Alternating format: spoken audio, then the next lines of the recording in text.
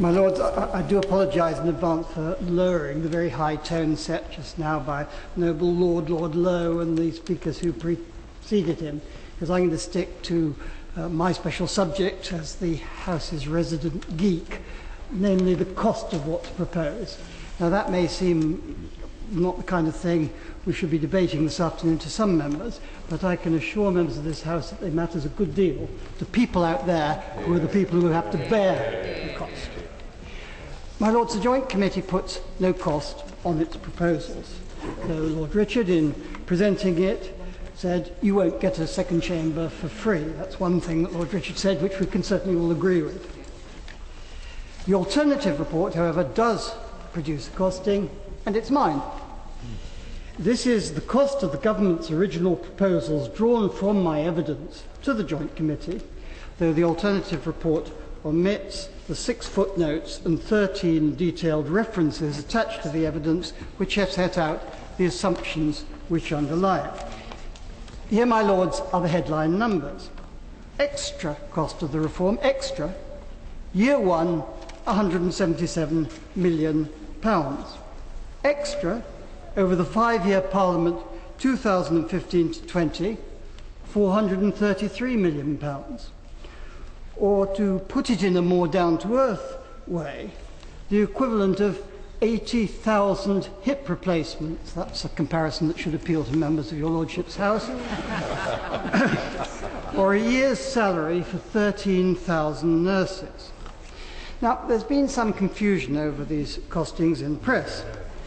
They are what they were billed to be, what it says on the tin, costings of the government's original proposals given by me in evidence to Richard. They're not, they couldn't be costings of the Richard proposals, simply because it was only last Monday that that report became available. But as the committee failed, and it failed because the government failed to give costings, someone has to fill the gap, and I'm going to have a go at doing it. I'm working with the assistants of the library to do a costing of the Joint Committee's proposals.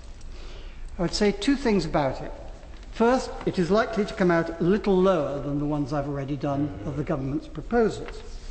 Secondly, my Lords, however, it will come out lower because of some of the Joint Committee's recommendations, which seem to me to be totally unrealistic.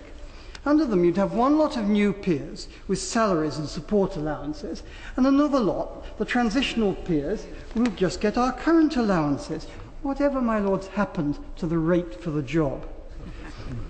If you take out that assumption, the Joint Committee proposals will cost more than the government's proposals, simply because it proposes more elected and new appointed peers.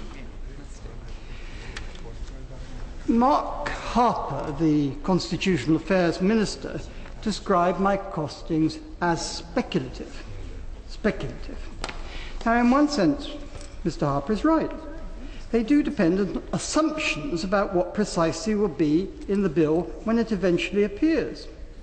And indeed, they do depend on assumptions as to how the bill's provisions will be implemented in practice. To that extent, the costings are speculative, as indeed will be the government's own costings, which he has promised to publish belatedly if and when the government publishes a bill. The costings of every single policy adopted by this House and this Parliament are speculative in the sense that you can't know exactly what will happen until it's happened. But, my Lords, what a convenient brush-off that word speculative represents. Anyone who knows the first thing about government knows that cost estimates would have to be given to the Ministerial Committee considering the White Paper, to the Deputy Prime Minister, to the Prime Minister. Why should we not see them too, as those who have to legislate about these proposals? Now, here's a thought for your Lordships. Supposing those costings given to the Ministerial Committee and the Deputy Prime Minister and the Prime Minister, suppose that they had shown that this new House would cost not less, not more, as it will, but less. Does anyone seriously suppose that would not have been broadcast from the rooftops? Government showing how marvellously it was economising with our politics by this proposal that they have. Of course they would. They have decided not to tell us the cost for one reason, and for one reason only.